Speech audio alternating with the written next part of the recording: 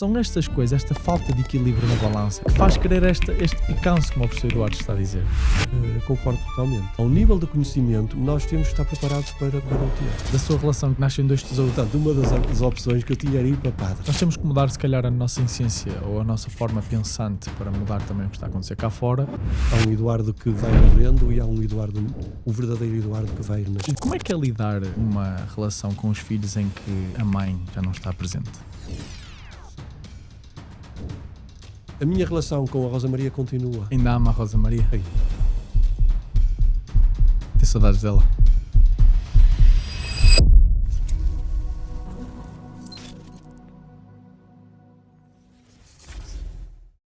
Eduardo, bem-vindo ao podcast. O Eduardo é professor na Universidade de Minho.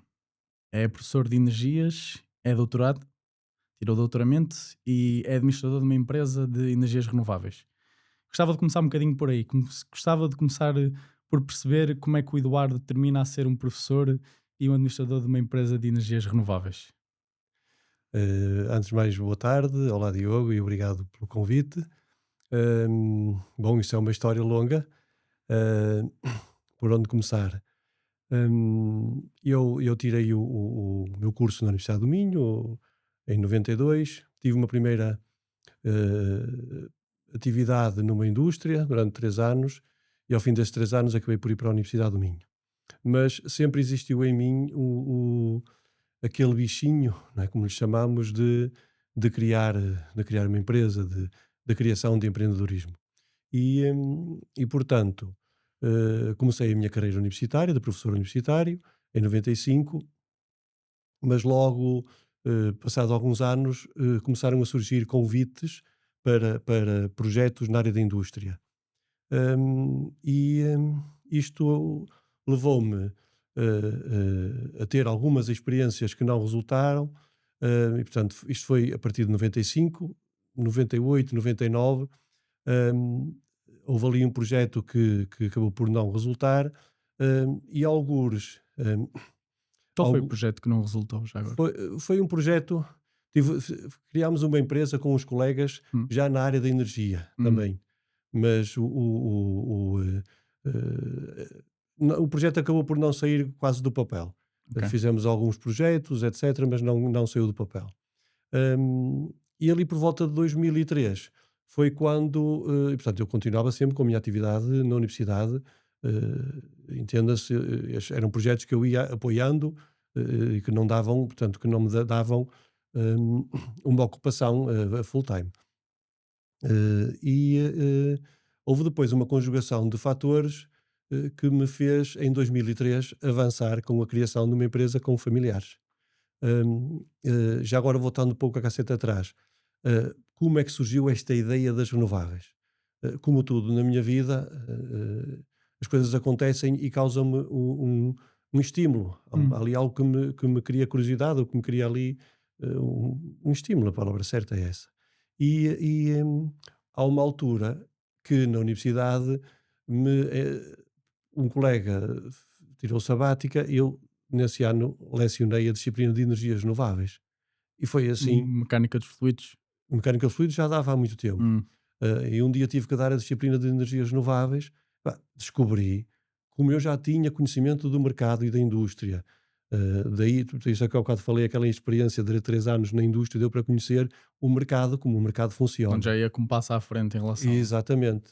E ali naquela altura eu começo a perceber-me que um conjunto de tecnologias que estamos a falar em 2000, não é? O mercado não a está a utilizar. Refiro-me, por exemplo, a painéis solares térmicos. Pois, em 2000 usar painéis solares era inexistente, quase. Nada. Não existia nada. Fotovoltaico, zero praticamente. Não, só situações mesmo de pessoas interessadas, mas não havia mercado. Não havia mercado. Solar térmico já tinha havido um mercado em Portugal há 20, 30 anos antes de 2000, portanto, nos anos 80 talvez, mas aquilo não correu muito bem porque não havia condições técnicas, os técnicos não tinham formação e aquilo foi um desastre. E, portanto, houve muita insatisfação por parte dos clientes e aquilo o mercado não pegou, digamos assim. Portanto, a ideia foi essa, surgiu, houve ali uma conjugação com 2 familiares meus, porque eu não queria sair da universidade, não é? não sentia que fosse esse o meu caminho na altura. Eh, Lancei o convite, avançamos com a empresa, e o primeiro produto, e na altura a estratégia foi mesmo criar uma raiz forte na área das renováveis, Hum. como que a mostrar ao mercado que não sabia que isso era uma alternativa, que havia uma empresa que vendia essa solução às pessoas. E nós começámos por propor às pessoas para a habitação, não é? Para sistemas de climatização, duas coisas uma delas hoje é muito utilizada, que são as bombas de calor. Portanto, em 2003 nós começámos a propor para a climatização das habitações bombas de calor com sistemas de ar e de água. E havia muita resistência por parte das pessoas para mudar para esse estilo de. Havia Depois muita. Em 2000 ainda nós éramos fósseis, basicamente, combustíveis É, fósseis, não havia. havia muita resistência. Já agora, a conjugação, o facto de eu ser professor universitário ajudou imenso por duas coisas. Primeiro pelo conhecimento que eu tinha e tenho, não é? Porque sabia explicar às pessoas a valência, mais-valia daquela solução técnica, explicar o que é uma bomba de calor e qual é o rendimento que ela tem para fazer com que um equipamento que usa eletricidade seja mais económico do que outros, não é? A professora usava aquela técnica, não sei se conhece a técnica de Feynman. Normalmente, quando nós sabemos alguma coisa e queremos explicar a alguém que não sabe nada, se conseguirmos explicar a essa pessoa e ela entender, quer dizer que nós somos sabedores a 100% dessa matéria. Por Exatamente, isso, em termos muito simples, explicar a um leigo como é que uma bomba de calor funciona e o leigo entender, então significa que nós, do outro lado, sabemos exatamente o que estamos a explicar. exatamente. E isso acho que é É, um passo ideal para ter uma empresa de sucesso. é isso mesmo. Bom, e foi assim que a empresa começou, que teve a sua história, não interessa contar agora aqui, porque já tem 22 anos, Mas se calhar perguntava-lhe, em 22 anos, de certeza que a empresa tem história para contar.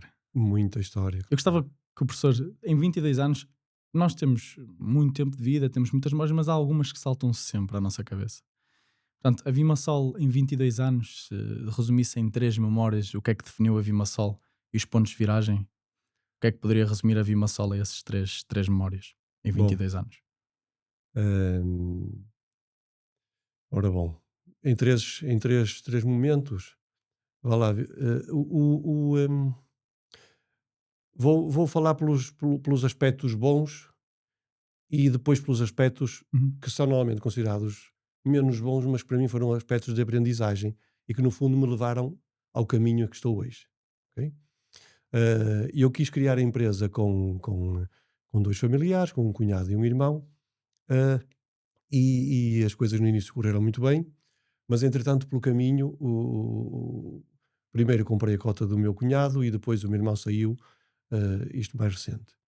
Hum, e claro que esses momentos não foram. Mas eles saíram, ou a pessoa comprou por vontade própria, ou houve alguma chispa entre. Sim, no primeiro, quer numa situação, quer noutra, houve acontecimentos que me fizeram atuar e que criaram e que levaram à separação, Uhum. obviamente. Hum, no primeiro caso, com o meu cunhado, não foi algo que eu, no fundo, foi uma desilusão, porque eu confiava bastante, confiava muito nas pessoas e não tenho só a ver com ele. Eu acho que eu tinha uma confiança cega e houve ali um quebrar de confiança. Hum, portanto, levou-me a uma negociação com ele e à compra da cota.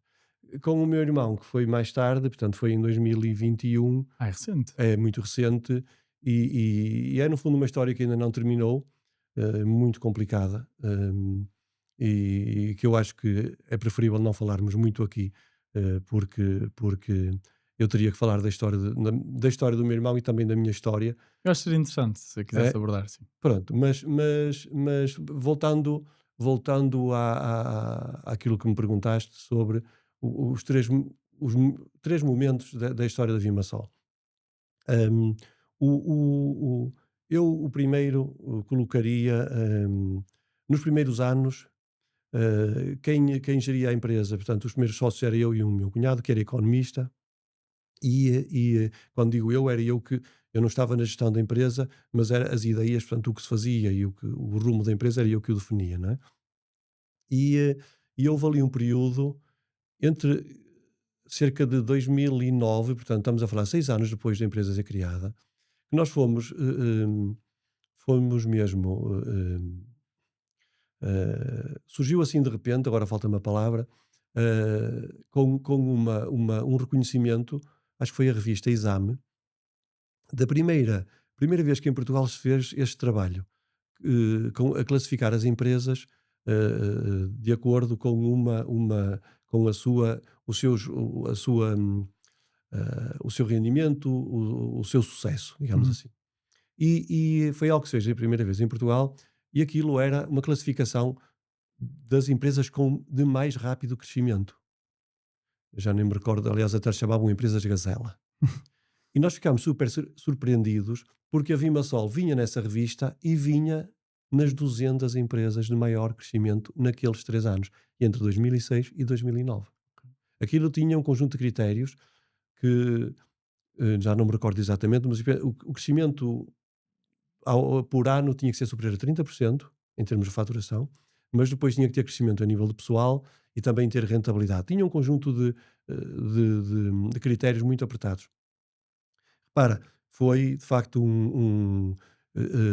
foi um reconhecimento do sucesso que a empresa teve naquela fase, porque nós éramos inovadores, nós propunhamos soluções que as pessoas compravam e que digamos que cada mês que passava a pessoa ficava mais satisfeita. Porquê? Porque nós instalávamos sistemas E que poupava permitiam também, poupança de energia, claro. mas principalmente poupança de dinheiro, Uhum. das contas, não é? Pronto, e portanto, esse foi um momento, foi um auge, foi, digamos, um momento muito bom da empresa, e que foi muito bom ter tido esse reconhecimento, que obviamente utilizámos isso Bem, aí no nosso marketing. cimentou então a Vimasol no mercado, Sim, esse sim. acontecimento. A partir Exa daí, se calhar o rumo da empresa foi diferente. sim, sim, sim, sem dúvida. E na revista Exame, essa classificação das 200 empresas, eram 200 empresas gerais a nível de Portugal ou era alguma classificação específica de empresas de energia? Não, não, não, geral, Era geral, geral, geral. geral, geral, Ok. geral. Nós não ficámos, nós ficámos ali perto, ficámos entre a centésima e a duzentésima. Ficámos, não ficámos não ficámos nas primeiras, obviamente, mas Uhum. também não ficámos no fim. Mas isso também não importava, Claro, 200 claro. empresas só. Exato, o que importava era estar lá É, e exatamente. perceber que estavam no caminho certo. É. Mas depois, o que é que acontece? Depois vem a crise, não é? 2008. 2008, já estava, começou nos Estados Unidos e aqui em Portugal, agora não me recordo, eu para anos não sou muito bom, Uhum. mas Eu foi confesso também, quando estou à frente das câmaras, as minhas memórias ficam um bocado pronto, confusas. 2010, 2000, foi quando começou a crise. Uhum.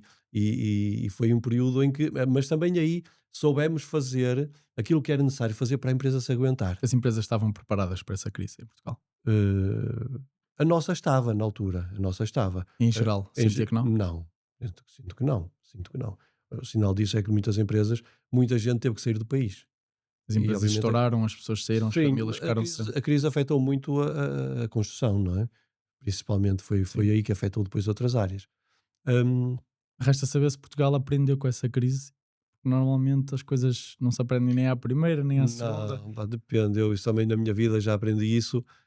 Os de cabeça dura gostam de E de insistir. insistir no E mesmo erro. nós somos muito cabeça dura. Eu também sinto que sou. Também sinto que sou cabeça Nós, eu dura. digo, nós como país e Os portugueses são os assim, portugueses, cabeça mais dura, não é? Custa-lhes a entrar às vezes. só na desgraça Exato. E é aí que a gente percebem que se calhar tem que mudar, mas depois é, voltamos a estar no voltamos, já está mesmo tudo caminho outra bem e vez. já Os relaxamos. portugueses são bons a repetir um ciclo É verdade. de sofrimento. É. Outro momento importante que eu acho que é importante referir aqui foi, porque falei-te nesta altura, mas nesta altura, portanto, em 2009, a empresa já não tinha só uma atividade. Fundámos a empresa na área da instalação de soluções de engenharia para aquecimento, Uhum. arrefecimento, para climatização, para edifícios. Mas, entretanto, em 2005 é quando me surge a ideia da biomassa. Hum. Ok? Surge uma ideia da biomassa e aí eu tenho que falar que o projeto nasceu. 2005 foi antes, acho que foi antes. Porquê? Porque, e curiosamente, o estímulo aconteceu em 2003. Porque foi em 2003 que nós em Portugal tivemos uma área de ardida na ordem dos 500 mil hectares. Eu penso que deve ter sido nos últimos anos, Em desde aí até comparação hoje, com os últimos anos, essa foi a foi, maior? deve ter sido a maior. Só talvez em 2017, eu não sei se atingimos a mesma área ardida, mas não é só a área ardida que importa, E o não que é? é que isso fez? O que é O que que é que o aquilo me fez? incentivou? Isso, porque eu sempre fui uma pessoa, eu entretanto hoje já me conheço muito melhor do que na altura, não é?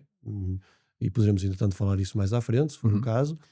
Ah, mas o, eh, qualquer coisa que acontece no nosso planeta mexe comigo. Portanto, eu sou uma pessoa que tenho alguma preocupação com o coletivo. Alguma, Então não é hum, só empresa de energias, também é nível pessoal. sim, a tudo. E portanto, o que é que acontece?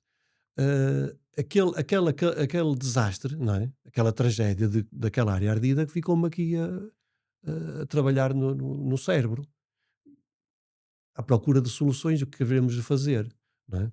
E basicamente um dia surge-me esta frase na minha cabeça: isto está a arder no sítio errado.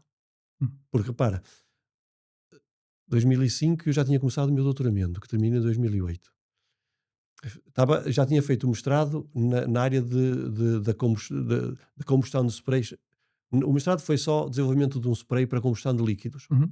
mas depois o doutoramento era na área da combustão e, portanto, eu já percebia, era a minha área portanto, a minha área térmica, etc.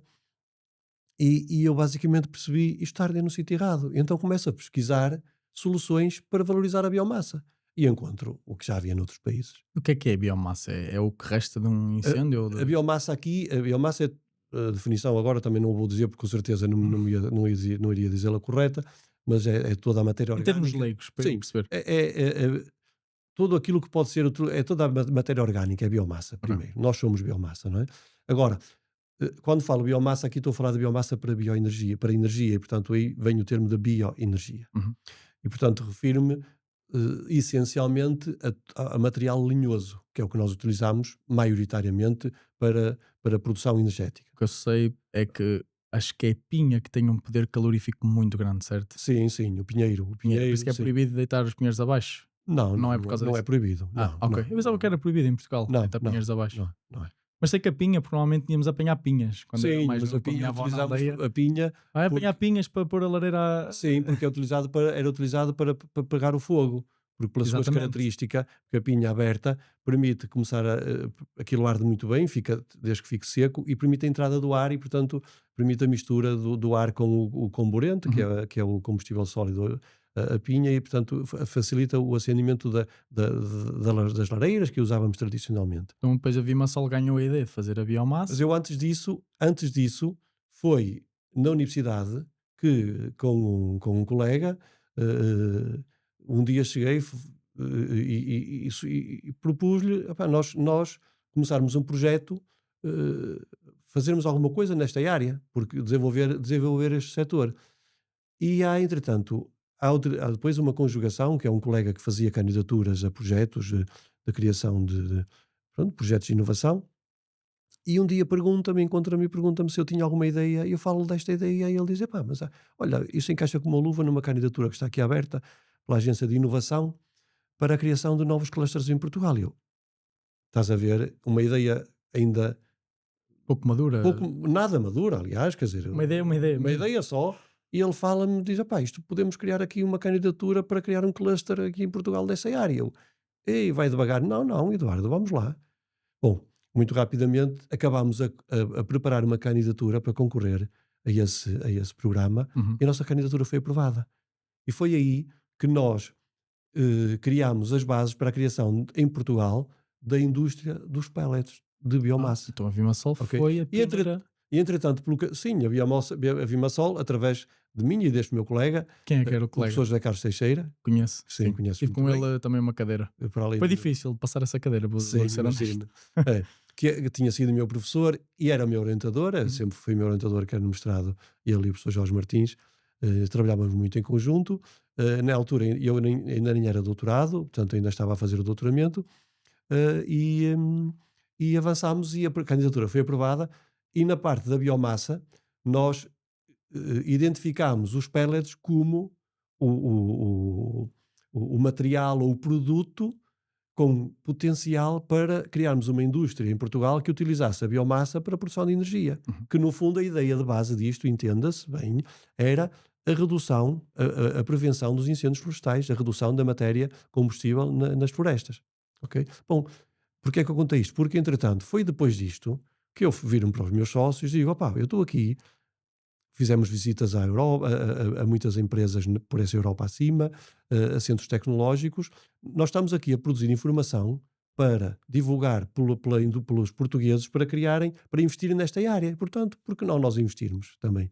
E é que foi aí que acabamos por investir numa fábrica em Celurico de Basto, porque o meu sócio e cunhado tinha lá um pavilhão e iniciámos a produção. E, portanto, quando nós terminámos em 2008 esse projeto, a Vimasol arrancou também com a sua Ok. fábrica. E, portanto, repara, nessa altura nós já vendíamos e instalávamos caldeiras de pellets, ok, para aquecimento, ou caldeiras ou salamandras, e entretanto em 2008 tornámos-nos fabricantes de pellets também. Portanto, o ciclo todo de desenvolvimento, produção e entrega foi tudo coberto pela Exatamente, Vimasol. sim. Portanto, eram completamente autónomos a nível Era, de... e portanto, repara, eu provavelmente estou a fazer agora a tomar essa consciência que tivemos um papel muito importante no mercado, Uhum. porque não havia esse mercado, ok?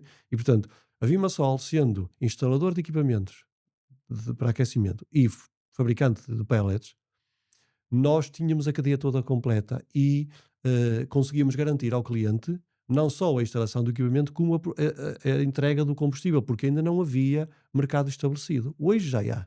Hoje já se compra pellets por todo o país, mas na altura não havia.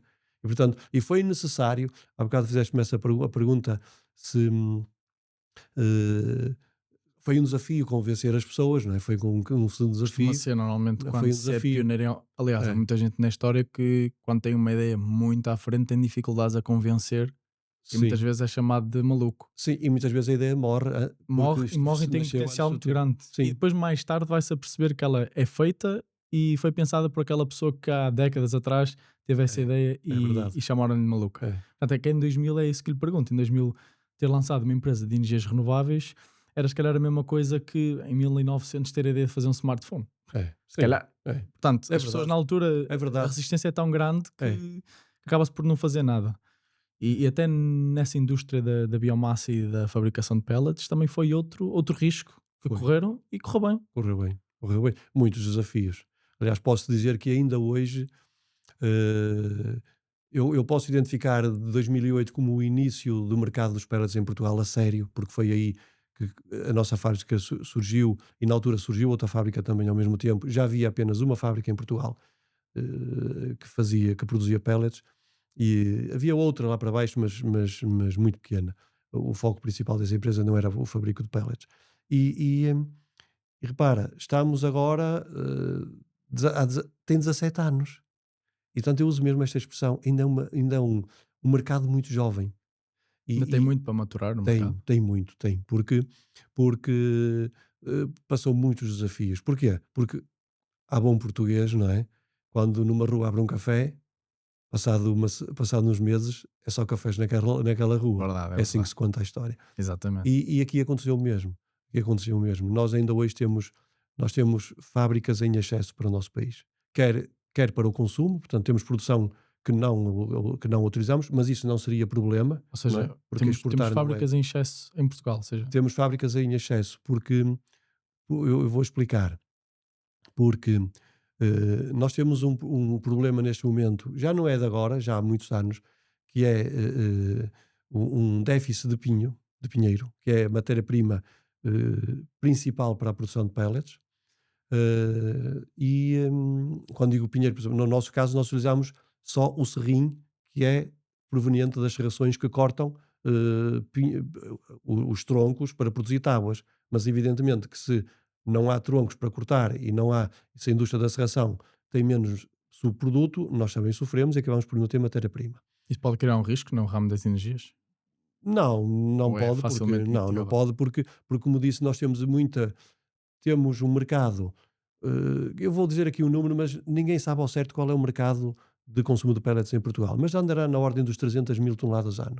E temos fábricas para produzir mais de 1 milhão de Hum, toneladas. Agora, A questão está também no lado da matéria-prima, porque se há dificuldade em encontrar pinheiro, e isto eu explico porquê, porque eu penso que poderá não ser a partir daí, mas essencialmente depois do 25 de Abril, ou passado, ou uns anos após, deixou de se replantar pinheiro bravo. E portanto, se não se planta as árvores, não há renovação. Certo, e Não depois é? demora muito tempo para crescer, não é? Exatamente. E portanto, nós temos também um problema de falta de pinheiro, não é? E o pinheiro é usado para outras indústrias, ok? Há muitas Uhum. indústrias que consomem pinheiro. A indústria do pellet veio consumir os subprodutos, mas é mais uma, não é? Portanto, claro que se importa também madeira de Espanha. Bom, eh, e aqui não é um tema para falar aqui, porque também poderá ser um tema conflituoso, mas isto porque eu sinto que neste momento há muita empresa a lutar pela sobrevivência Mas neste eu acho que nós setor. temos que abordar esses temas mais conflituosos. É, Acho que sim. pronto.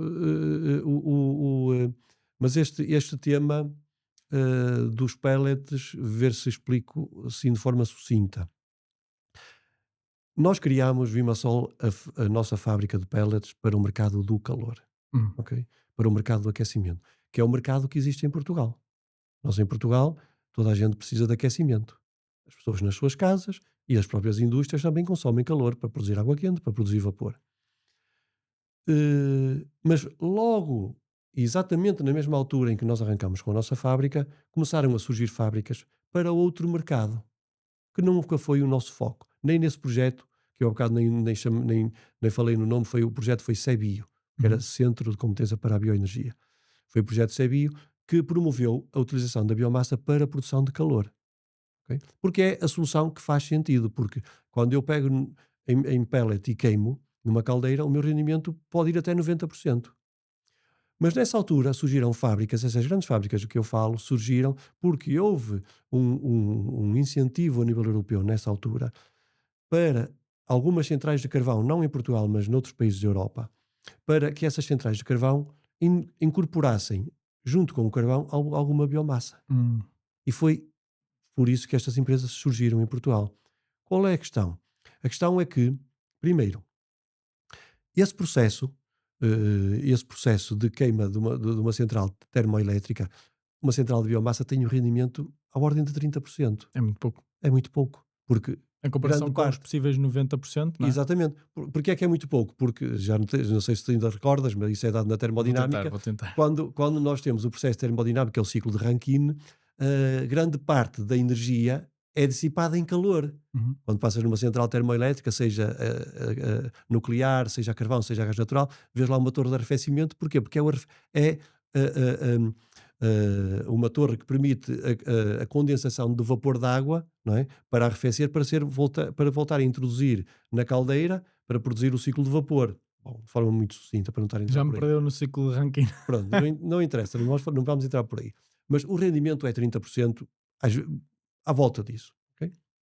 Repara, começa logo por aí, não Sim, é é? difícil ter lucro com um Não rendimento é? tão baixo. Portanto, os preços que se pagam começam logo por ser inferiores.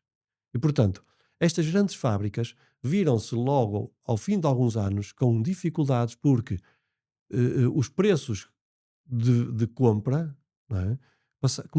Eram inferiores. E, portanto, o que aconteceu em Portugal foi que, quando houve essas crises de preços baixos, essas fábricas começaram a tentar colocar o seu mercado, naturalmente, Uhum. no mercado português, de aquecimento. Mas isso criou, como dá para perceber, logo uma concorrência que não é E muito. sentiu essa concorrência? Sentimos muito. Sentimos muito. Começa logo por uma fábrica pequena, nós não éramos só nós, mas outras como nós, não têm aquela poupança de escala que uma fábrica grande tem, Correto. certo? E, portanto, não temos capacidade de chegar aos preços que eles chegam. Portanto, eles praticavam preços mais baixos. Mais baixos. As pessoas, se calhar, não se importam de ter um produto mais fraco porque pagam Ora, menos, não é? e outro aspecto é esse, é que o pellet não é todo igual. Hoje, já há muita gente a saber isso na própria pele. Como é Nos que, o- primeiros como anos, é que o não. professor Eduardo convence uma pessoa que quer comprar 1 quilo de pellets e sabe que na fábrica A compra a 10 euros o quilo e no Não. Eduardo compra a 30. Como é que Bom, os o preços não são esses, mas isso foi só para dar um exemplo, não é? Exatamente, O simplificativo. preço por quilo é 30 cêntimos, se não me engano. Bom, Portanto, yeah.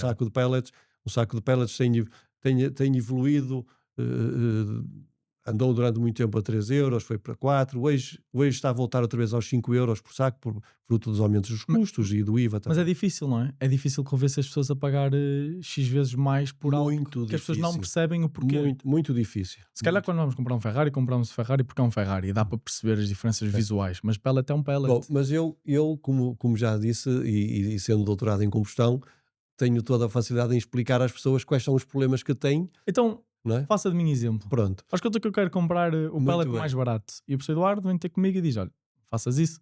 Claro. Porquê? Porquê? Qual é o principal, para além de há características dos pellets que são importantes e que se não as têm, aquilo não é pellet, aquilo é serrim, ok? Hum, Que é a integridade física, não é? A durabilidade, a quantidade de finos que tem. Pronto. O pellet tem que ser, de facto, um cilindro que foi comprimido e aquilo tem que ter dureza suficiente para não se desfazer no transporte, para que as pessoas, quando colocam aquilo nas caldeiras, não se transforme completamente em pó, ok? São coisas básicas. Agora, depois há outras características que é poder calorífico. O poder calorífico é importante, ok? Mas ele é depois afetado pela característica que eu vou já dizer a seguir. Hum, e não há muita diferença, porque todo o pellet tem um grau de umidade inferior a 10%. Ok? E, portanto, estamos a falar de madeira que é seca, muito uhum, seca, e, portanto, o poder calorífico é sempre muito bom. Agora, depois há constituintes químicos muito importantes. Também há limites para constituintes químicos, porque a madeira, como sabes, é uma matéria verde que tem cloro, não é? Estou a falar só de um, há mais, uhum. mas o cloro é o principal. Se eu utilizo matéria-prima que tem folhagens, ou, por exemplo, eventualmente eucalipto, pode-se misturar algum, seja qual for a madeira, mas se o meu teor de cloro passa um certo limite, ao fim de muitos anos eu vou dar conta, porque aquilo vai-me corroer a caldeira por dentro. Mas esse não é aquele que se nota. O principal tem a ver com as cinzas. Porquê? Estamos a falar de um combustível sólido, ok? E um combustível sólido não é como um combustível gasoso que não produz cinzas, ou o combustível líquido. Produz cinza. O cinza é um material inerte, inorgânico, que não arde. Uhum. O objetivo é que tenha o mínimo de cinzas possível. Então vê-se aí, não é? Aí. Quando um produto Em fraco. eu como uso só serrim e serrim selecionado, que só é serrim de corte de árvores que sem casca, do núcleo da árvore, a cinza está na casca da árvore, ok? Se eu não uso a casca, o meu teor de cinzas é muito baixo. Mas depois no meu processo, eu também tenho um processo que não suja o serrim com cinza. Isso tem a ver com o nosso sistema de secagem, ok? E, portanto, nós temos um pellet que tem um teor de cinzas, em média, anda à volta de 0,4, no máximo 0,5% em massa. Ora, aí é que é a grande diferença, porque se eu utilizo um pellet que é produzido por resíduos florestais, que tem material, ramagens, que tem casca da árvore, que depois de ser triturado vai produzir um pellet que efetivamente tem um teor de cinzas que é superior a este, o que é que vai acontecer? Primeiro acontece uma coisa, que é, enquanto no meu pellet a cinza que produz é muito pouca e eu dependo, atenção que os equipamentos também há equipamentos que têm limpeza automática e outros que não têm limpeza automática, Uhum. ok? E, portanto, há equipamentos que precisam até de uma intervenção todos os dias, há outros que se basta de semana a semana ou de 15 em 15 dias. Seja qual for o modelo de queima, se eu produzo menos cinza, eu tenho menos intervenções. Porque a cinza não fica só no cinzeiro. A cinza também há cinza volante que vai depois pelo permutador da caldeira, que acaba por sujar as superfícies de transferência de calor, ok? E portanto a transferência de calor é mais fraca, digamos assim. Eu estou a queimar, mas muita parte do calor, em vez de ficar na água, vai para a chaminé, vai para o exterior. E, portanto, se eu tenho mais cinzas, eu tenho logo mais problemas porque tenho que limpar mais vezes. Mas há depois um fenómeno que no início ninguém acreditava nisto. E ninguém acreditava, inclusive as pessoas diziam: Ah, o seu pellet faz pedra. E as pessoas diziam, desconfiavam que nós colocávamos, nós todos, os fabricantes, colocávamos terra no pellet. Algo completamente impossível, como Uhum. deves imaginar, aquilo rebentava com as matrizes todas, não é? Se metesse pedra, a terra, que tenha sempre pedra, não é? Portanto, isso não existe, ok? Pode haver em algum sítio, algum fabricante que possa ter algum bocado de pó que possa ir para a matéria-prima, mas isso não há quem fabrique pellets com terra. O que acontecia é que, em certas condições, a cinza aglomera e a cinza é um sólido. Qualquer sólido passa pela transformação de fases que qualquer sólido passa. Pode fundir, ok? Passa de sólido para líquido. Porquê? Porque a madeira tem uma chatice, é que o ponto de fusão da cinza da madeira, no caso do pinheiro, tem um valor à volta de 1200, 1300 graus ou menos um bocado, por ali. Ora, o que é que acontece? Em certas condições, no leito da combustão, eu posso atingir essa temperatura. E principalmente, e como é que isso acontece? Acontece se as condições de combustão, e essencialmente, se eu tiver menos caudal de ar a passar pelo combustível, a temperatura vai aumentar, ok? Portanto, ah, o que acontecia é que duas coisas: cinza a mais.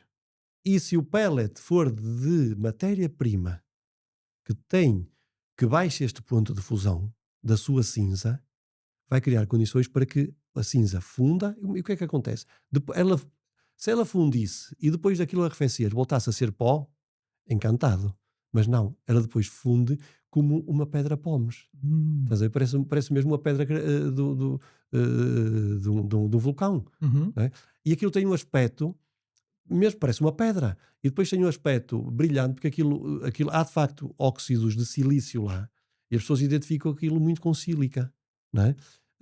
Daí as pessoas dizerem que o seu pellet tem pedra, ok? Bem, agora eles já Bom, sabem porque é que isso acontece. agora já sabem. Bom, não sei se te dei a entender. Já me convenceu há 10 minutos atrás para Repara, o comprar que é que pellets de acontece? Vimaçol. Eu vou dar aqui um número que são números, nós temos clientes que controlam tudo, nós também teríamos números. Uhum. Enquanto, por exemplo, temos um cliente que utiliza o nosso pellet e que eh, gasta. Depois, já agora, eu há bocado falei do poder calorífico. O poder calorífico com estas coisas baixa. Porque quanto mais cinza tiver, significa que mais inertes tem, menos Menos matéria poder combustível calórico tem. tem. Uhum. Ok? Portanto, aí nota-se. Há um cliente nosso, isto é só um exemplo, que com o nosso pellet gasta, tem uma caldeira, aquece a casa toda, numa semana, em 7 dias, gasta 7 sacos de 15 quilos numa semana, um por dia. Mudando para outro produto da concorrência, ok? Gasta entre 9 e 10. Estamos a falar de 30% menos com o nosso pellet. Mas diz ele, essa nem é a pior questão. A questão é que com o nosso pellet, ele só precisa de limpar a caldeira de 4 em 4 dias. E Ou com o a cinzeiro. concorrência, Todos os dias. aí, a diferença. Porquê? Porque todos os E o dias dinheiro que cria. gasta, o dinheiro que gasta se calhar em manutenção e Isto dá limpeza. dores de cabeça. Portanto, o que é que acontece? O que é que pode acontecer a ti se algum dia comprares um saco de pellet e tiveres uma caldeira ou uma salamandra? Podes tentar porque vais olhar para o preço e epá, 50 cêntimos mais barato num saco, isto é dinheiro. Não é? Mas quando começares a ver essas chatices todas, A gastar 15 € para limpar. a chamar lá o técnico porque encravou o cinzeiro e às vezes até tem que levar um novo, não é?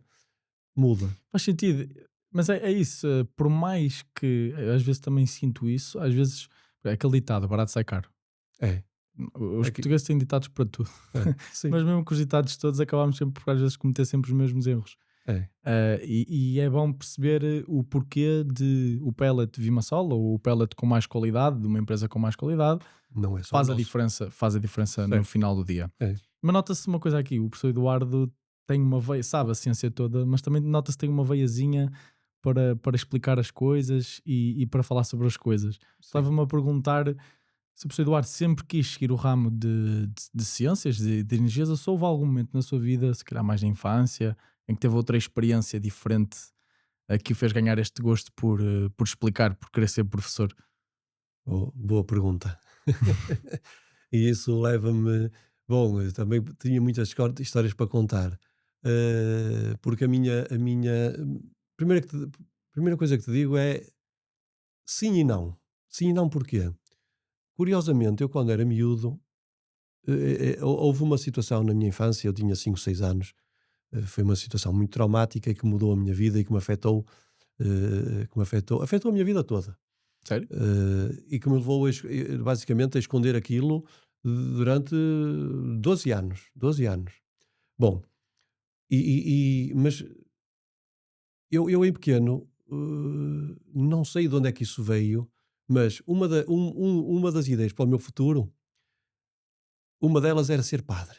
Ser padre. Mas ser padre tem a ver com o que aconteceu com essa evento, que eu digo só resumidamente, o que aconteceu foi que eu fiquei com uma espinha na garganta, aqui, fiquei, encravada aqui na garganta, houve ali uma aflição e ao fim de algum tempo a minha mãe, que estava aflita, já não sabia o que fazer.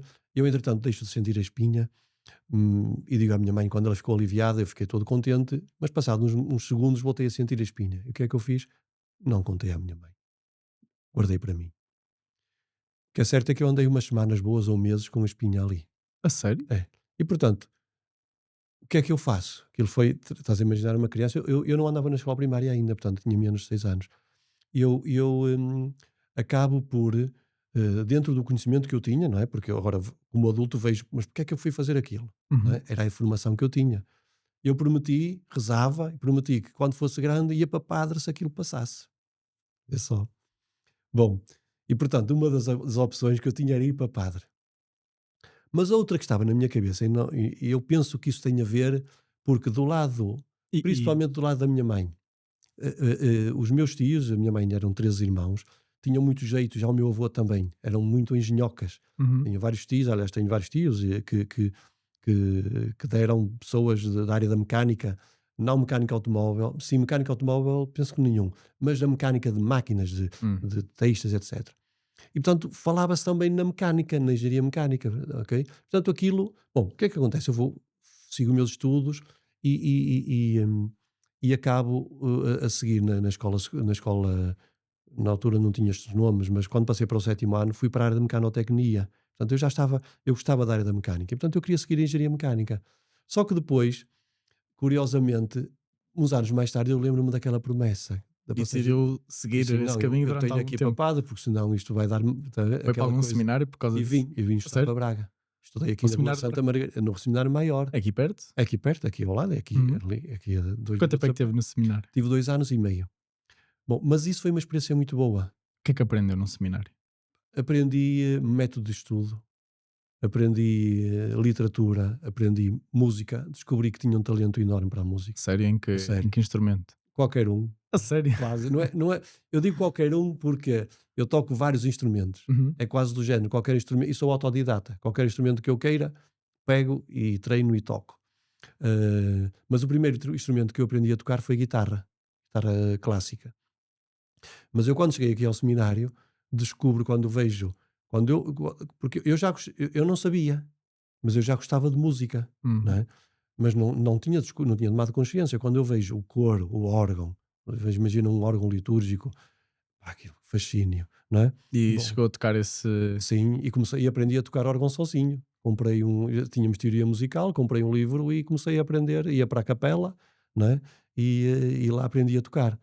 E aprendi a tocar guitarra, etc. Bom, mas o seminário deu-me muita bagagem, não é? Porque a formação que nós temos, como sabes, nas escolas, não é uma formação muito profunda.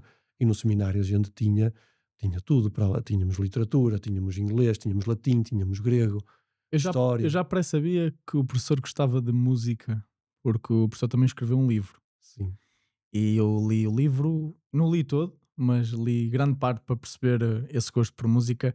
Eu sei que o professor, enquanto que escreveu o livro, já vamos falar mais sobre isso à frente, mas só para fazer aqui uma salvaguarda, ouvi a música do Edward Helms, se não me engano. Elgar, Elgar, Elgar, Elgar. E portanto eu sabia que daí o professor gostava muito de música. sim. Mas mais à frente vamos voltar a falar disso. Era só aqui Ok, um à parte. ok. Então posso continuar Claro, claro. com o que estávamos a falar, que era a questão do ensino. Bom, eu acabei depois por. Isto, o seminário deu-me uma bagagem muito grande, porque nós não tínhamos hábitos de estudo, não é? Um rapazito queria era brincadeira, não é? Uhum, E claro, claro. portanto, mas aqui ganhei hábitos de estudo, que foi muito importante, porque eu depois, quando saí, tive que mudar para a área de ciências, e tive que fazer outra vez o 12º ano, para depois concorrer para a engenharia, e entrei na engenharia na Universidade do Minho. Bom, agora, porque as aulas? Eu nunca tinha imaginado ser professor. Só que, como tinha boas notas e não é? Já sabes que é assim. Uhum. Imagina há muitos anos, imagina-te em 94, eu era aluno e a universidade já tinha necessidade de alunos, de monitores, chamavam-me monitores na altura. E portanto eu fui convidado para ser monitor. Comecei logo ali, ok? Saio da universidade em 92 e passado 2 anos, em 94, o meu colega, o professor José Carlos Teixeira, fala-me, convida-me, mas eu tinha que concorrer, não é? Perguntou-me, estavam à procura de professores e falou-me se eu não queria concorrer. Na altura, eu na altura sentia que a empresa onde eu estava, que já não estava ali, que já era a altura para se calhar mudar. Gostei do convite, não é? Fez todo sentido para Claro. mim. Acabei por entrar em 94, dei aulas também como monitor e concorri a um concurso que abriu e entrei em outubro de 95 para a universidade. Bom, e foi na universidade que eu descobri que, na verdade, eu adoro dar aulas. Porquê? De certa forma, um padre também dá Sim, um aulas padre também, de outro né? de Sim, conhecimento um teólogo, padre, né? de O uma padre, forma diferente, mas fala sim, para pessoas e as pessoas ouvem e aprendem o que ele tem para dizer. Portanto, de certa forma, meio que exatamente. concretizam um bocado o seu sonho de É, ser padre numa área diferente. sim, ora, Até porque exatamente. nós, os alunos, achamos sempre que os professores são padres, não é? Então, estamos sempre ali, às vezes, adormecemos. Portanto, há muitas similaridades entre Por uma várias igreja razões, e por várias uma, e razões. uma, e uma sala de aula. É. Eh, nos primeiros anos, eu vou separar a minha atividade como professor em duas fases. A primeira fase até 2013 e a fase depois disso. Porque em Hum. 2013 o que acontece, e é a razão da escrita deste livro, foi que a minha esposa, a única mulher da minha vida, que aliás me tinha apaixonado por ela antes de ir para o seminário, imagina. Eu já conhecia É, antes. exatamente, vê só, enfim, os problemas daquela adolescência, não é? Mas, mas o ser professor é um desafio, como deves imaginar. Porquê? Porque nós lidamos com a juventude e a juventude é por natureza irreverente e apontar para o futuro. E muitas vezes os professores vão envelhecendo, não é? E muitas vezes os mais velhos acham que os mais novos têm que aprender como eles querem. E muitas Exato, vezes tem que se encontrar o ponto do meio, o ponto de exatamente. O equilíbrio, caminho do o meio. caminho do meio. E então eu confesso que não era fácil ser professor, mas lá me desenrascava. Mas a verdade é que depois desta grande revolução da minha vida e da minha esposa que faleceu em 2013 e do caminho que eu iniciei a seguir, foi um caminho de autoconhecimento, que eu Porta- aliás já tinha iniciado em 2010, ok? Um caminho de conhecimento de quem é o Eduardo, ok? No fundo, no caminho à procura de respostas. Não na altura, se calhar, a pergunta era esta: mas porque é que isto me aconteceu? Mas, Foi esse o entendes? ponto de viragem? Esse foi o grande ponto de viragem. Não foi o inicial, mas esse foi o mais profundo. Ok? Foi Foi em 2013 ter-me sido tirado. o- eu vou dizer a pessoa mais o importante maior para amor da mim, sua o vida. maior amor da minha vida. Claro, na altura, já não tinha só um grande amor, tinha os meus filhos também. Qual é o pai que não gosta dos filhos? Mas foi o grande amor da minha vida, a minha parceira de uma vida que eu nunca imaginei. Porquê é que o Eduardo decidiu mostrar a sua vulnerabilidade com o mundo perante essa situação? Eu sei que eh, muita gente prefere esconder do que revelar o que aconteceu ou a vulnerabilidade que vem sobre isso. E escrever um livro desses Gs deve ser de uma tremenda coragem. E eu gostava de saber porquê. Porque é que escreveu? Hum, eu vou-te dar respostas à tua pergunta, mas a primeira que te digo foi uma coisa muito natural. Surgiu. Ok, mas claro que isto não diz nada, não é? Ser natural, eh, eu tenho que explicar porque é que para mim foi natural. Mais uma vez, as coisas também aconteceram e eu digo que pouca coisa eu controlei nesse processo. Foi Ok? um dos processos mais Aliás, dolorosos. uma das frases que eu tenho no início do meu livro é: fiz muitos planos para a minha vida, mas a vida também tinha planos para mim, não é? Uhum. Hum, vou voltar um bocadinho atrás. A mãe da minha falecida esposa, a Rosa Maria, que também era Rosa Maria, Tinha o mesmo nome. tinha, tinha um cancro. Começou na parótida. A minha esposa era enfermeira. Curiosamente, eu, naquela altura, quando a minha sogra estava com cancro, deu-me na real gana, foi mesmo assim, de comprar livros sobre cancro. Hum. Isto por volta de 2010, 2011. Ainda não sabia. A minha esposa estava tudo bem. Ok. Não, com a minha esposa estava tudo bem. Ela já tinha, mas ela tinha tido um tumor. Depois de nós casarmos, ela teve um tumor no estômago. Mas correu bem, foi tirado, curou, nunca mais pensámos naquilo. Uhum. E eu comecei logo ali a ler. Agora, quando a minha esposa descobre a doença, em março de 2013, epá, nós, eu e ela, fize- e eu principalmente, eu quis fazer tudo para cuidar dela e, se possível, curar.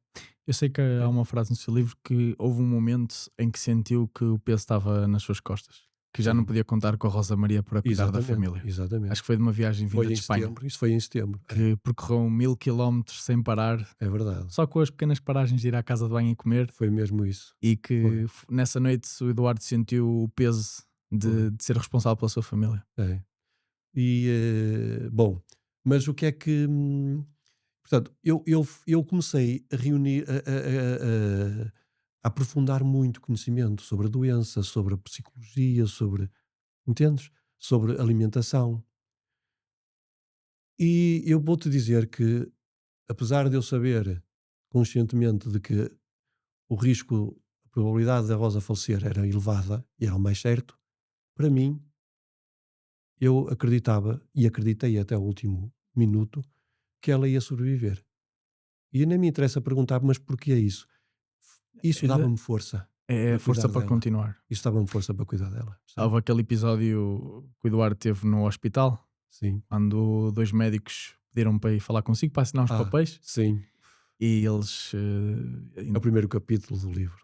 É, do capítulo um ponto de viragem, é, e depois o Eduardo sai e rejeita qualquer que seja a boleia de cunhados e família e pede à sua amiga para vir buscar. exatamente. E aí diz: Não desisto, eu não desisto. Eu não desisto. Exatamente. E portanto, a pergunta foi: porquê escrever e porquê essa coragem? Porque eh, a minha relação com a Rosa Maria continua Ainda ama a Rosa Maria, ainda. tem saudades dela. Eh, Efetivamente, não. O que é que mais Não. sente Sabe falta da porquê? Rosa Maria? Porque eu, entretanto, senti a Rosa Maria a outro nível. Portanto, a saudade deixou de existir.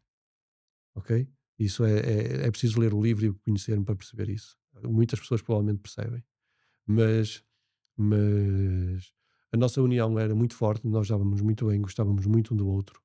E, portanto, naturalmente, eu senti mesmo, e aliás eu digo isso aqui no livro, que foi como a gente pode imaginar assim: epá, a Rosa ou ela ou eventualmente escolheu passar, não sabemos se é assim, se não é, escolheu passar por esta doença e partir. Pá. E eu fiquei para contar a história. Há uma frase dele, Weasel, que é um sobrevivente do Holocausto: Exatamente, quando se sobrevive, seja a que prova for, há que contar a história, é a missão de quem sobrevive. exatamente. Porque a nossa história foi tão rica, tão rica, tão rica, tão rica, e que tem que ser contada. E portanto, foi de uma forma muito natural que eu, depois de recuperar, de algum modo, da parte mais profunda, digamos que depois de já ter uma. Se imaginarmos que eu me afundei, depois de já ter uma grande parte do corpo fora d'água, Uhum. em 2017, assim do nada, e porque comprei um livro que era qualquer coisa quanto a sua história, eu não li o livro todo, eu só li partes do livro. Foi o suficiente para eu perceber que o importante era começar. E foi um dia, foi às 6 horas da manhã que me pus a pé e escrevi o primeiro capítulo. Ok? Isto em 2017. O livro, e naturalmente, durante a escrita do livro, eu não estava a pensar quem ia ler, quem não ia ler. Não era isso que Não importava. era isso que Era, importava. era deitar Era afora a deitar cá para história para cá fora. para E fora. posso dizer que grande parte do que está aqui escrito, eu não fazia ideia que eu tinha passado por aquilo, já não me lembrava de nada, entendes? Eu tinha umas notas que, por exemplo, eu tenho que escrever sobre Málaga, foi onde estivemos em Espanha. Uhum. E de tal maneira, e nem sabia que precisava de 2 capítulos para contar o que se lá passou. Foram precisos 2 capítulos. Porque a escrita do livro foi difícil, muito difícil. Foi como imaginas uma ferida, que tiveste há 2 dias e que tu resolveste, não tinhas alguém para te assistir e pagaste num pano e tapaste aquela ferida. E tu, passado 2 dias, já tiveste tantas dores que não queres mexer na ferida, não é? Mas sabes que se a queres curar e queres sobreviver, tens que a abrir para curar. E Isso portanto, foi um processo de cura. foi um processo de cura, foi uma E está catarse, aqui o percurso de cura. percurso de cura. E Não é? porquê que o livro se chama-se Regressar a Casa? Oh, hum, eu aí vou já começar por dizer porque que não tem apenas a minha mão. Tem a Também não sei mão. dizer de quem. De quem? Eu explico. Só vou beber mais um bocadinho de água. Força, força. Eu sei que há um capítulo inicial, prefácio, em que o Emílio, creio que seja seu amigo, Sim, ele fala muito sobre regressar a casa, sobre 2 tipos de casa. certo, certo. Mas isso ele escreveu o prefácio depois do livro escrito, não é? Hum, Mas o título já uhum. estava definido. Então porquê? Qual O foi a ti outra mão? o título o título o título não era eu inicialmente não era para ter este título. O título, e posso dizer agora aqui, a ideia que eu tinha para o título é "Vai correr tudo bem", que acabou por ser o título do capítulo 13, que era um capítulo que não existia. Eu acabei o Hum, livro, mostrei o livro ao Emílio, que é terapeuta, ainda hoje é terapeuta, que nos ajudou bastante no processo da doença da Rosa. Ele é médico também. E agora já não sei dizer exatamente quais foram os momentos, mas esse capítulo foi escrito já depois do livro todo escrito. E aconteceu ali um conjunto de. Eu conto isso também no livro. Eu fiz uma viagem a Munique, na reta final, isto foi em 2018. Fui lá uma feira, acho eu. Mas eu quando cheguei lá percebi, eu não vim cá fazer nada. uhum. Eu vim cá porque eu precisava de estar sozinho 2 ou 3 dias, longe de toda a gente. Porquê? Porque o último capítulo, o capítulo 16, que tem o título Tiago, 9 anos, que é onde eu finalmente ganhei coragem de falar do meu filho mais novo e das experiências com ele, eh, eu estou a escrever o livro, estou a escrever esse capítulo, comecei no hotel e continuei no aeroporto de Munique. Fui lá para um sítio completamente isolado a escrever. E quando escrevo, eu não vou dizer aqui, deixo para a curiosidade de quem quiser comprar e Uhum. ler o livro. Quando eu chego àquela parte que fala daquilo que o Tiago diz, eu, imaginas, consegues imaginar alguém que te pega no braço e não é para escrever mais nada? Foi praticamente o que eu senti. Mas eu E ainda hoje sabe explicar o porquê disso, o que ter não. acontecido. Sei explicar porque, entretanto, no fim percebi que fazia todo sentido. Agora, como eu tenciono continuar a contar a história, tenho mais livros para escrever, né? E aquilo que eu penso, mas que pode ser mudado, é continuar com este título, Regressar a Casa, mas ter um subtítulo diferente. Uhum. Entendes? Porquê? Porque, e depois disso, houve ali um conjunto de dias que eu não consegui escrever, ok? E eu andei mesmo perdido, bloqueado. Por Entendes? causa Imagina, dessa questão de do que lhe parar. aconteceu em Munique. Sim, eu não, mas isto não faz sentido nenhum parar aqui o livro, percebes? E andei. Eu escrevi o capítulo 14, ainda o escrevi, porque era um capítulo sobre o funeral e eu esse consegui escrever. Mas imaginas uma casa, imagina uma obra de arte que tu já fizeste uma data de coisas, mas não faz sentido, ela não está bem, falta-lhe aqui qualquer coisa. Uhum. Isto não faz sentido Sentes terminar que assim. não falta alguma coisa, não Falta. sabe explicar o Eu não que é. sabia, eu para mim, não, entendes? Não, o título já não fazia sentido e eu não sabia, mas que título é que eu lhe vou pôr? Este título, Regressar a Casa, eu já o tinha na minha cabeça, ok? E já explico porquê.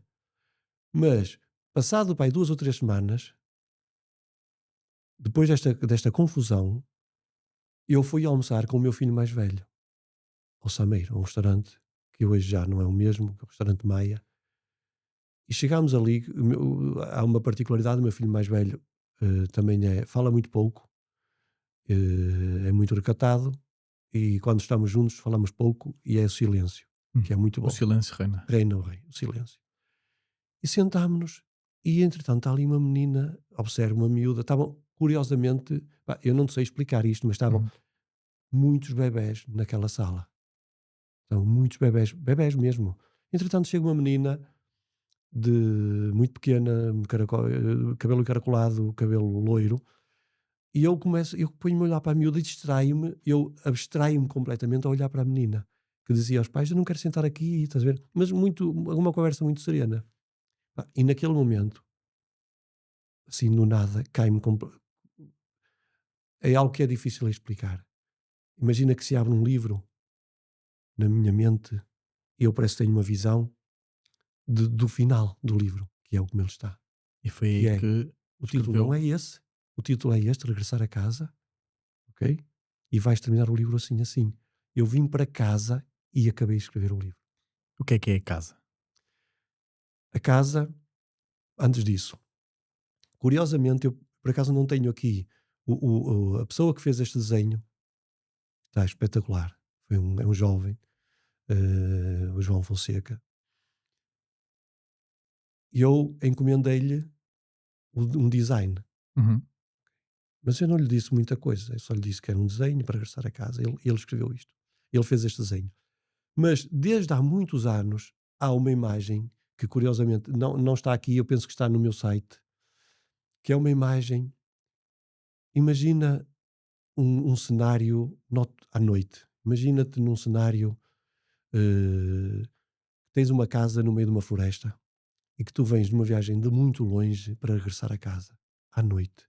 Total escuridão, Silêncio, escuridão, silêncio, só tu. escuridão, numa floresta, ok? E imagina a sensação de quando tu te aproximas da tua casa e vês a casa com as luzes acesas, a chaminé, o fumo, porque já está próximo, vês o fumo a sair pela Há, chaminé, há um, há um sentimento de nostalgia nessas palavras. imaginas isso? E eu não sei dizer quando é que desde quando é que isso está dentro de mim. Eu sempre tive essa visão dentro do meu cérebro, sempre, ok? E isso começou a surgir durante a escrita do livro.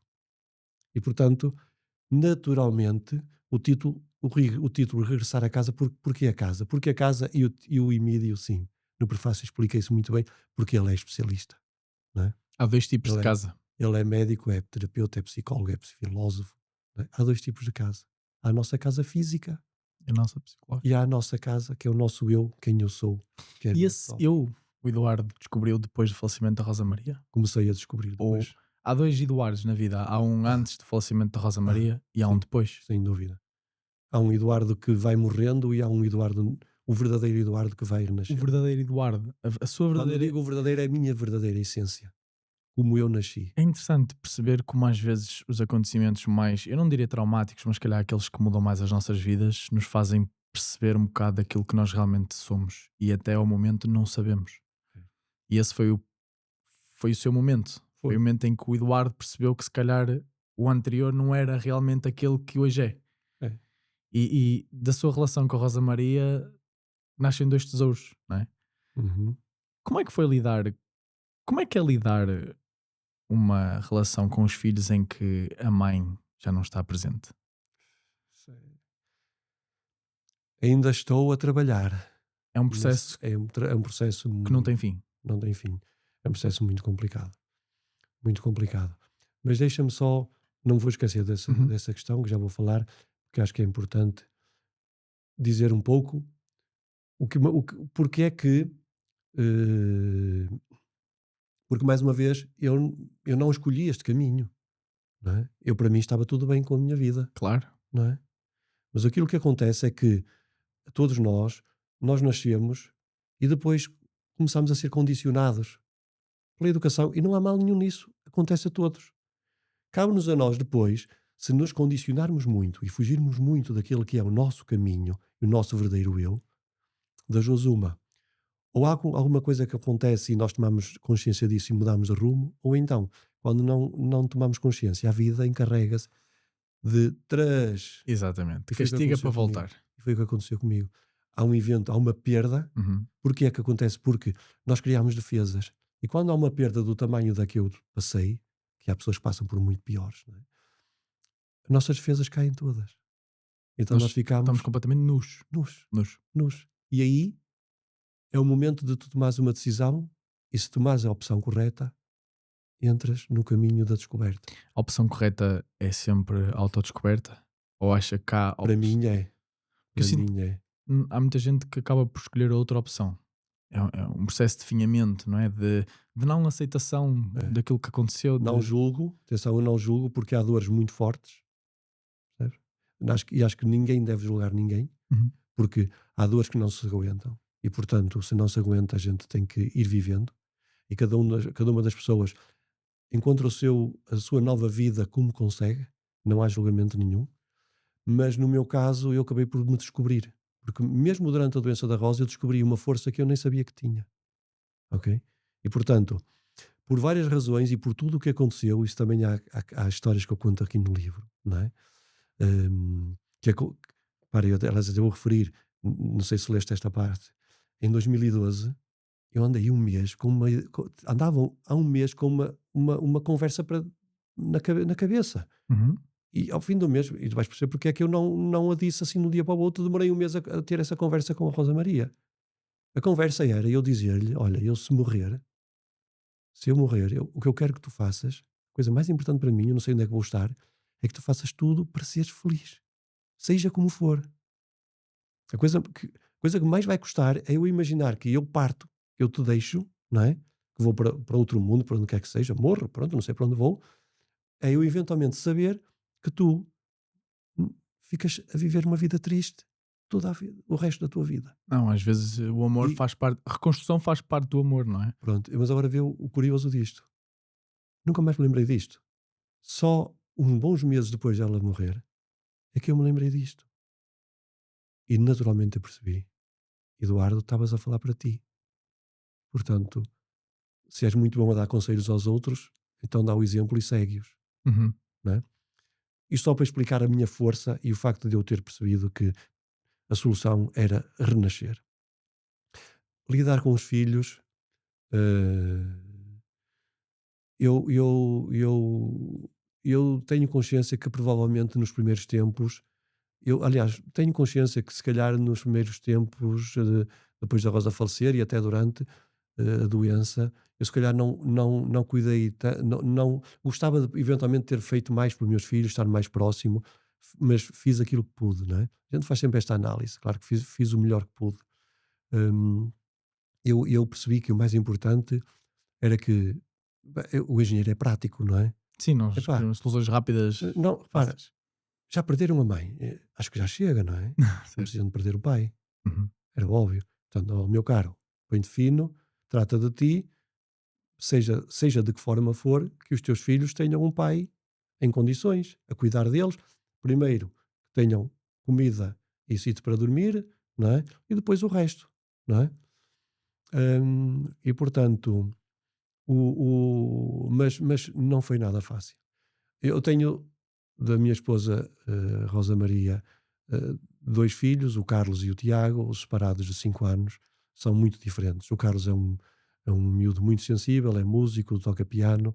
Sai ao eh, pai, toca um instrumento. sim, sim, mas ele é especialista em música, eu sou um amador. Eh, e é logo, desde logo, um jovem, que hoje é um jovem adulto, mais recatado, mais ermita, e o Tiago mais extrovertido. E portanto, eh, no capítulo, eu escrevi 2 capítulos sobre Málaga, e o primeiro é onde eu falo da forma do sofrimento que eu via nos meus filhos. E eu notei logo ali o Tiago mais novo a tentar animar, não é? Vamos embora, não é? Acha que é talvez pela diferença de idades que o Carlos teve uma percepção mais profunda do que aconteceu em relação ao Tiago? Penso que sim, E penso que isso pode ter sim. moldado de certa forma. Penso que sim, mas pelo que eu sei hoje, os filhos mais velhos, isso é psicologia profunda, não sou especialista, Uhum. eh, eh, eh, captam de forma mais intensa a história da família, ok? Quando digo a história, é eventualmente tudo o que é o passado dos pais, das mães, dos avós, etc. Sim, há uma idade E em que se calhar absorvem mais e ficam a sim, remoer mais naquilo do que se calhar uma é, criança mais jovem ou um adulto que já está mais formado. e Talvez. portanto o Carlos foi sempre diferente do Tiago. Uhum. Hum, por outro lado, nós, pais, eu e a Rosa Maria, também não éramos formados na paternidade e maternidade, e portanto o primeiro filho também o tratamos com mais medo, e o medo também se transmite, não é? Portanto o Carlos foi sempre um miúdo com mais medos, e o Tiago, tudo na boa. E portanto lidaram de forma muito diferente. O que é que aconteceu? Para mim foi muito difícil, e ainda hoje é, olhar para o Carlos e ver. Eu penso que eventualmente algumas coisas saíam da minha cabeça e era provavelmente o meu sofrimento e não o dele. Mas ele funcionava como um espelho, estás a ver? Portanto, Espelho baço. é, era muito duro. E eu também o digo aqui no livro que a dor, eu acho que eu hoje já estou melhor em relação a isso, mas digo já estou melhor. Não digo que esteja curada, porque foi muito. O que mais me custou foi ver meus filhos perder a mãe. E isso pode ser uma crença, pode ser o que for. E eu, durante o processo, várias vezes disse que preferia ir eu em vez da minha esposa, se fosse nossa escolha, não é? Nunca é. Hum, mas é o que é, e portanto, pela pessoa que eu sou, pela experiência que eu tive, também provavelmente com a minha mãe, se me perguntarem, eu acho que faz falta o pai, faz falta a mãe. Sim, Mas eu sou pai, e posso estar enganado, mas é o meu sentimento que a mãe faz mais falta que o pai. E portanto daí ter-me custado muito ver meus filhos. Foi muito difícil. Muito, acredito que seja. muito, muito. E abordar essa dor não foi nada fácil. É difícil. Não foi nada Mas às fácil. vezes gostamos, o Eduardo falou disso há bocado, às vezes gostamos de tapar as feridas mal ou Certo. deixá-las para lá e não ver mais. Depois aquilo começa a tocar, de vez em quando começa a doer, não é? É, Depois se calhar temos que voltar lá e não queremos. Mas se calhar o verdadeiro processo de cura é abrir completamente a ferida e remoer aquilo até ficar curada. Às por muito vezes, que doa, por às muito que vezes tem que custe. doer muito É. para depois ser curada e há um processo aí que realmente é complicado.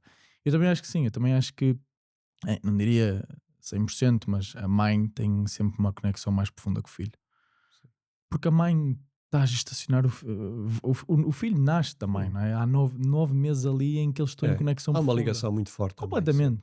E também há uma coisa que é a mãe terra, Sim. portanto, É, é do sol que é nasce a disso. semente. É. Portanto, há uma conexão muito profunda com o simbolismo e o significado de mãe e o simbolismo e o significado de filho. Nós somos filhos da terra, a terra é a É nossa mãe. isso. É isso. Um, e ao mesmo tempo, pronto, eu nunca tive assim uma experiência. Eu não consigo. Eu consigo entender, mas eu não consigo perceber a profundidade de uma dor que pode advir disso. Eu espero também, claramente, nunca passar por uma questão dessas, mas é interessante às vezes perceber o caminho das pessoas que passaram por coisas dessas. E noto uma coisa muito interessante: às vezes, as pessoas que passam pelas maiores adversidades são aquelas que têm muito mais sucesso à frente. Uhum. É um processo padrão. Nós temos um exemplo muito prático. O Cristiano Ronaldo é um exemplo muito Sim, prático sim. de passar por muitos processos de sofrimento Há e ser muitos a pessoa casos. que é. Muitos exemplos. O professor Muitos. Eduardo perdeu a sua mulher, o seu amor da sua vida e, e se calhar havia muita gente que no seu caso ia deixar a Vimasol ir por água abaixo, as aulas da universidade e entrar num processo de definhamento muito grande, se calhar não ia dar a educação que deu e que dá aos seus filhos. E, portanto, eu acho interessante é perceber que eu acho que há dois tipos de caminhos a tomar quando acontece eu vou dizer esta palavra, uma tragédia dessas. E é ou aceitar que a vida é que manda e que existe uma irmã da vida que é a morte, e portanto, desde o dia em que nós nascemos até o dia em que ela chega, elas estão de mão dada. E quanto mais cedo aceitarmos isso, se É. calhar, independentemente do grau e profundidade da dor, vamos conseguir ultrapassar isso mais rápido. E depois está o outro caminho, o caminho, se calhar, da testa de ferro, que é não aceitar, não aceitar, não aceitar. E à medida que o tempo vai passando e vamos não aceitando, as coisas tornam-se cada vez mais difíceis. E porque é uma coisa, em todas as entrevistas que eu vejo de pessoas que ou perderam a mãe, ou perderam o pai, ou perderam os filhos, hum, há um simbolismo muito forte no como elas vivem a vida depois disso. Guerreiros. São guerreiros autênticos. E isso faz-nos depois pensar noutra perspectiva que é, epá, eu quando ouço essas histórias, vejo essas histórias e vejo pessoas que passaram por tanto e ainda assim são tão bem-sucedidas, faz-me perguntar, epá, eu continuo a reclamar de coisas tão básicas e fúteis da vida. Eu continuo a reclamar de, epá, não tenho o iPhone mais recente, epá, gostava de ter aquele carro. Fogo, a vida é uma porcaria. certo. Se calhar olharmos para o vizinho do nosso lado, para o espelho, epá, realmente, se calhar, É, eu devo seguir ao exemplo daquela pessoa. Porque aquela pessoa vai me ensinar coisas que eu devia de já ter aprendido. certo. E isso é muito importante. É. Eu ia complementar o que estás a dizer, que é conhecido, é sabido, muitos dos grandes compositores clássicos que nós conhecemos hoje e artistas eh, perderam o pai ou a mãe, mas eu penso até que mais perderam a mãe na infância. É verdade. Portanto, Os processos às isso é um vezes mais sinal, mas traumáticos transformam muito é, e mudam os caminhos de forma é, muito, muito grande. porque torna as pessoas, e tocaste num aspecto importante que é lutar ou aceitar, não é? Porque quem não aceita, luta, vai à Mas há uma luta. terceira opção. Nós Hum? podemos aceitar lutando. Sim, eu ia dizer isso, não é? Não, não, não, não confundir, não é? Talvez o mais correto é dizer aceitar ou não aceitar, não é? Exato. O que acontece é que uma pessoa, quando não aceita, resiste, e daí eu ter usado a expressão lutar, mas é mais correto dizer não aceitar. A aceitação é fundamental em todos os aspectos da vida. O que é que o Eduardo vê para os próximos anos na sua vida profissional e pessoal? Tem caminho traçado ou vivendo dia Hum, após dia? eu vou usar uma expressão, tenho o caminho traçado, hum, e eu penso, vou usar aqui uma imagem que explica bem a minha forma de estar. Uhum. Eu estou aqui no meio de um vale e escolho que quero ir para aquela montanha, ok? Ok, é para aquela montanha que eu quero ir. Como é que eu vou para lá? Não vou estar sempre a olhar para lá. Sei Hum. que é para lá, acabou. Agora vou-me focar né, no Hum. caminho. Quando muito, não é possível nós termos um olho na montanha e outro olho no chão, não é? Nós não conseguimos Há um olhar. ditado muito engraçado, eu nem sei se devo dizer, que é um olho no burro e outro não. Exatamente. Bom, mas eh, isto para dizer o que é? Eu tenho uma noção de para onde eu quero ir, ok? Eh, mas estou muito focado no presente e o meu presente neste momento é a recuperação da minha empresa. Quando digo recuperação, é colocá-la, porque obviamente a saída do meu irmão, que era quem estava a gerir a empresa, criou obviamente. Isso foi um assunto que íamos abordar há bocado, mas acabamos por não abordar. Sim, pá, podemos eventualmente. Mas a saída dele veio transformar completamente, porque ele já geria a empresa desde 2012, 2011, não Uhum. é? E isso veio alterar bastante, e isso também saiu muito, também saíram pessoas, etc. Portanto, ainda estou a pôr agora a empresa, agora não, já estou há 2 anos só há 2 anos é que eu decidi sair da universidade, agora dou aulas apenas como convidado, Ah, é? sou docente convidado, mas já não sou professor efetivo na Universidade do Minho, desde há 2 anos, acho que não me estou a enganar. Portanto, o meu foco agora é pôr a empresa em velocidade cruzeiro. Mas, eh, isto é só imaginar, vou usar a palavra imaginar. Eu imagino que ficarei na empresa durante 10 anos, 15 anos, Qual era o eventualmente. objetivo final? O objetivo, não sei. E não sei, e eu vou explicar porquê. Porque eu não vou, eu tenho 57 anos, mais 15 anos, 72, não é? Eu coloco como eventualmente até aos 70 ainda ser capaz de gerir aquilo, não Uhum. é? Eu nunca irei fazer algo que é dizer aos meus filhos, meus amigos, venham para aqui que isto é para vocês. Não vou fazer. Não vou fazer porque faz parte da minha maneira de ser, não é?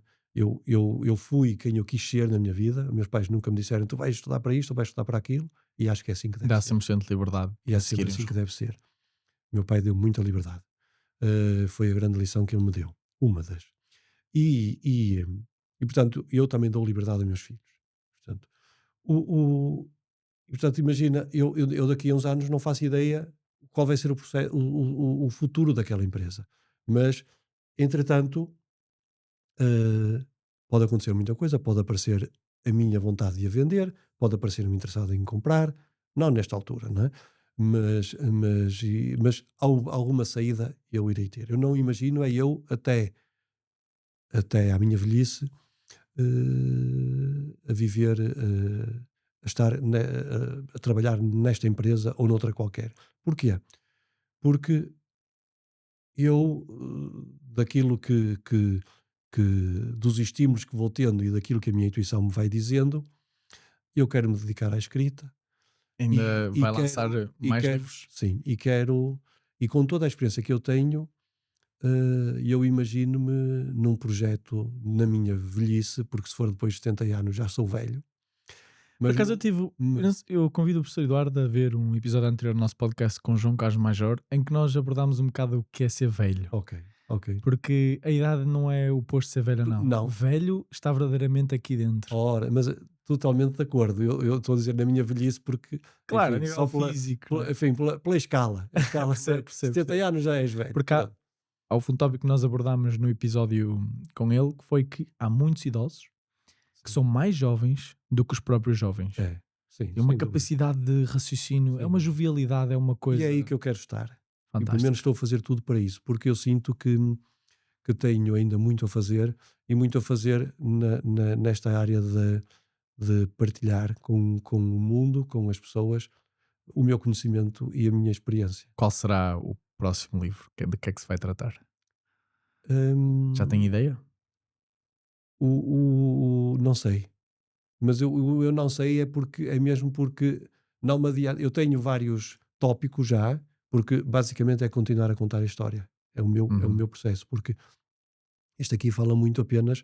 É claro que eu ao escrever também conto momentos conto histórias do presente, de quando escrevi. Eu escrevi o livro entre 17 e 18, não é? Em 2018, mas há, mas está muito pouco por contar. E Sinto portanto que eu quero, porque lá está, porque eu sinto, e eu acho que já está provado aqui, que eu tenho uma capacidade de tornar as coisas complexas e explicá-las de forma simples, ok? Portanto, e isso eu vou treinando também nas minhas aulas, não é? Ah, eu acredito que eu vou conseguir transmitir conhecimento muito profundo, mas digo profundo mesmo, conhecimento que até há 2000 anos atrás ou pouco mais era conhecimento secreto, digamos assim, uma doutrina ok? secreta. Não digo, eram chamadas assim, mas é conhecimento que provavelmente também não podia estar nas mãos das pessoas, não é? Eh, mas eu sinto que vou ter capacidade de transmitir conhecimento profundo a pessoas simples que não precisam de ser formadas, Eu sinto que licenciadas, isso está um doutoradas. bocado ligado à renovação energética do próprio ser humano. Ou seja, Exatamente. que, bom, entrando por este caminho é um caminho muito complicado de se falar, mas eu creio que o professor tem uma empresa de energias renováveis. O professor seguiu sempre o caminho das energias e já andou num seminário, portanto também tem a parte teóloga muito bem estudada e o conhecimento todo muito bem estudado. E o que se nota é que de todas as religiões, todas elas vão dar ao mesmo, que é energia. Certo. É tudo um ciclo, tudo se repete. E eu sinto que, diga-me se estou errado, mas sinto que o professor Eduardo vai seguir esse caminho, vai seguir um Sim. caminho que vai explicar às pessoas que a coisa não termina quando alguém morre, Não. mas é apenas um processo cíclico de É, transformação. exatamente. E percebo também porque é que o professor diz que não pode estar nas mãos de toda a gente, porque se toda a gente soubesse realmente a verdade do que é que acontece pós-mortem, então isto virava se calhar um bocado de descalabro total. Sim. Precisa Sim. haver aqui uma certa regra e uma certa. Daí que vêm as religiões para É. impor um bocado de regra. E há também o efeito que poderá certas coisas fazer nas pessoas, não é? Como eu lembro de ter lido num livro que foi um livro do Osho. Já há muito tempo que eu li os livros dele. Qual era o livro? Já não me recordo, eu li Hum. bastantes livros dele. Não os li todos, porque com certeza não, a certa altura percebi que não era necessário, mas li muitos. E acho que era ele que dizia, foi no livro dele, ele recordo-me, foi aí que eu li isso, que se nós tivéssemos uma visão de Deus, nós morríamos instantaneamente. Uhum. E posso dizer que por aquilo que eu fui descobrindo e as experiências que fui tendo nestes anos, concordo totalmente. Nós há um nível de conhecimento que nós temos que estar preparados. Não é nada assustador, Não atenção. é Há um extravagante. nível de conhecimento que nós temos que estar preparados para o ter. Há uma Ok? coisa que eu me tenho vindo a perguntar e que eu sinto que realmente não é muito abordado, ou talvez não seja, porque é muito. Garantimos aquilo como uma certeza. Que é, nós temos religiões, nós temos qualquer coisa que nós podemos imaginar, mas nós, se calhar, não pensamos nem um segundo por dia naquilo que nos permite ter tudo isso. Nós nunca agradecemos ao oxigênio que nos permite respirar, nós nunca Claro. agradecemos ao sol, que é a fonte de energia que nos deixa viver, nós nunca agradecemos à natureza, que é o que nos permite semear e plantar. Bem, isto tudo eu pergunto-me porque já tive alguma influência e conversas que tive pessoalmente que me vieram a mexer um bocadinho mais neste tema a nível pessoal. Porque se eu não as tivesse, se calhar nunca pensaria nestas coisas.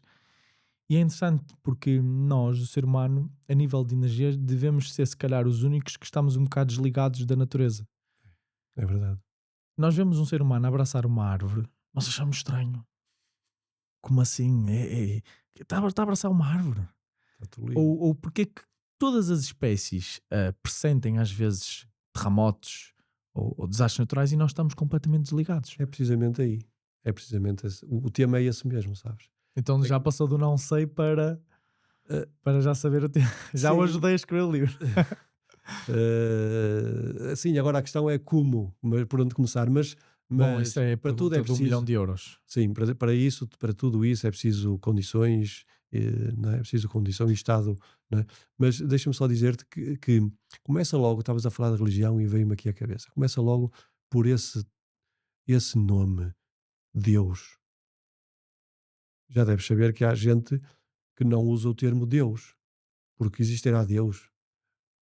O Nietzsche dizia que, acho que era o Nietzsche que dizia, ó Deus, tu fizeste o homem à tua imagem e semelhança, mas ele também te pagou com a mesma moeda porque também te vê à sua imagem e semelhança. Uhum. Que é nós vermos, né, nós imaginamos que existe um Deus pessoa, Igual a né, nós. não me parece muito plausível, mas enfim. Mas Deus o que é? Deus é a fonte, o universo, a Deus é natureza. energia, não é? É a natureza. Vai de Se tu encontro já deves já. saber que há muita gente que usa para a expressão deuses e usa a expressão universo, ou a Porque- vida, ou a natureza, porque Deus é tudo.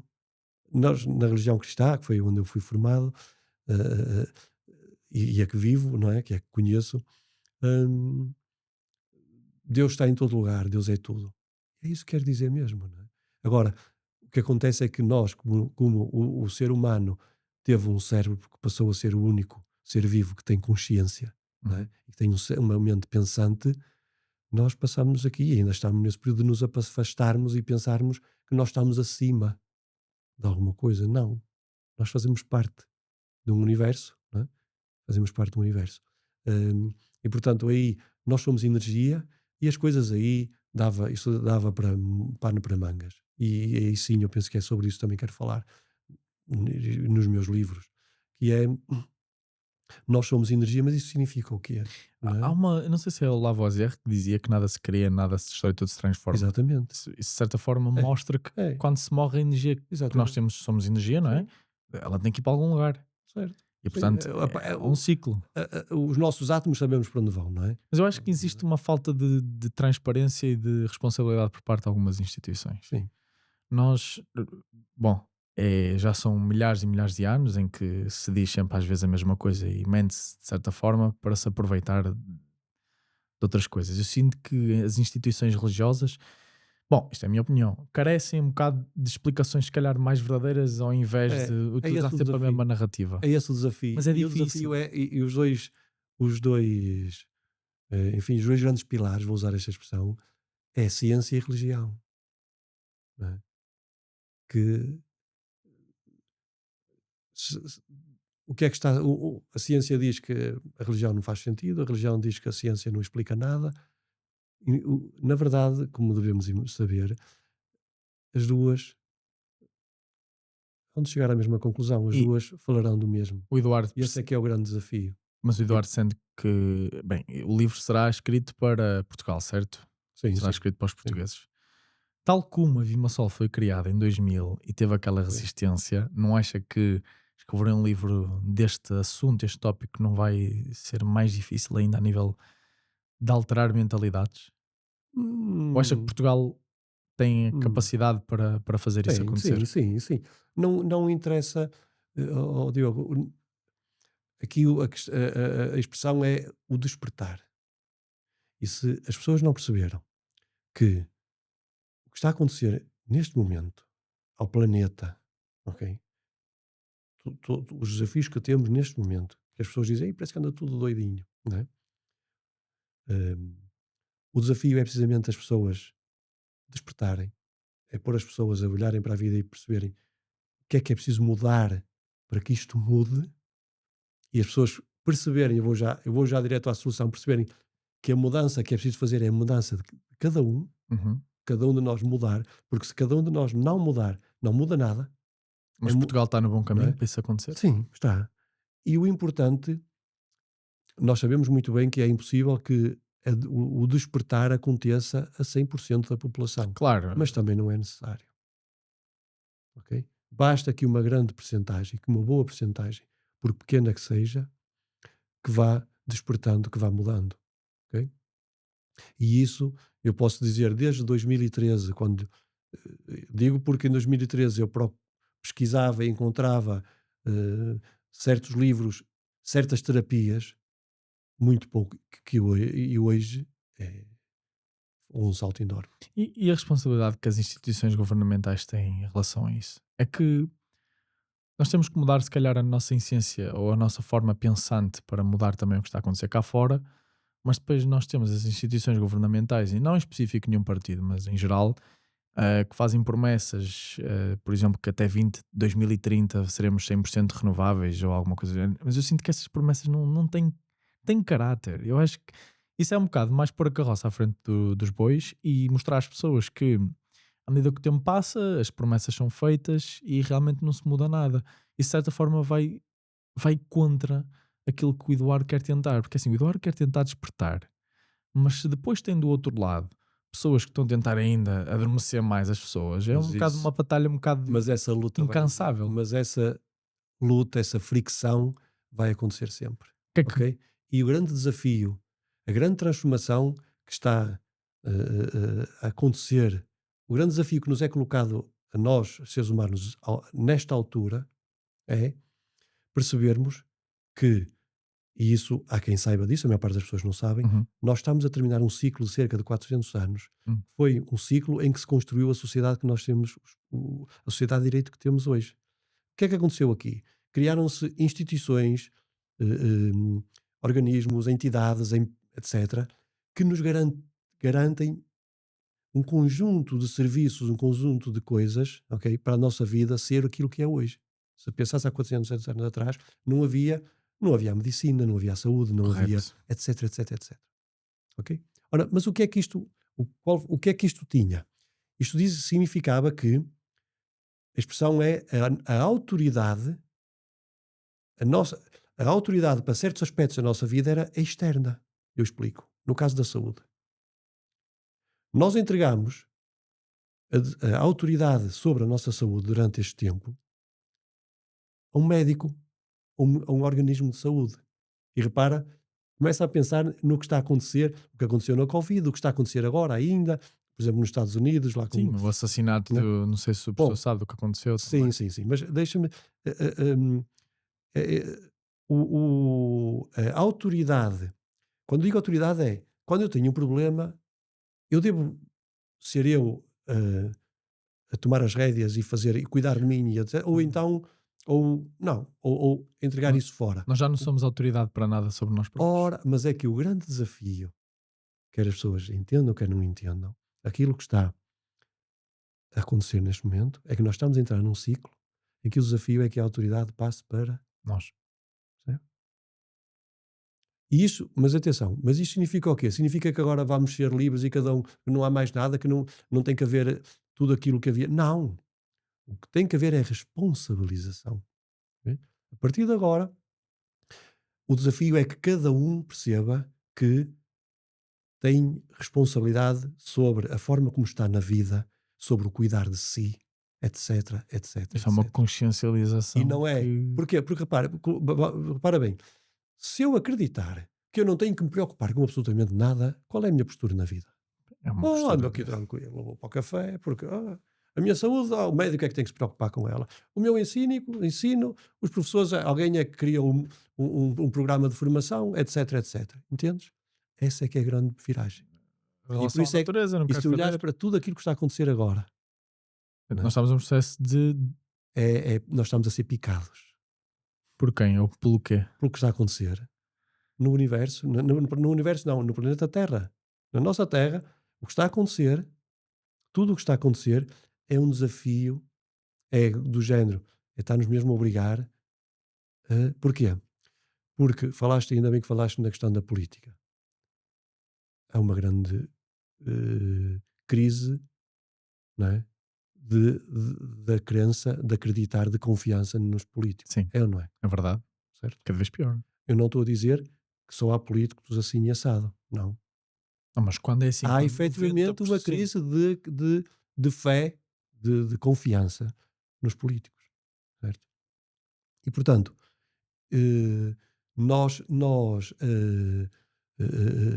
o desafio para nós é mesmo assim, mas isto acontece porquê? Não é? E, portanto, há de facto aqui uma luta. Atenção, há mesmo uma luta que é a classe política, aos dias de hoje, tem mesmo que perceber que a forma como se liderou até aqui, não mais. E é Não verdade, mais. porque há uma pessoa que eu quero entrevistar, que é o André Ventura. Acho que o André Ventura é uma pessoa muito interessante de se entrevistar. Seja por questões boas ou questões más, o André Ventura está a fazer descer a abstenção, porque as pessoas... Portanto, essa desconfiança É. política que já há 50 anos, desde o 25 de Abril, começa a ser transformada numa confiança de uma força que um dia espero conhecer o André Ventura para perceber porque é que ele decide Muito ir bem. por um caminho mais diferente. Uhum. Porque ele era de PSD, Certo. ele entretanto decide sair e decide criar esta força do Chega. Ele de certeza que teve algum...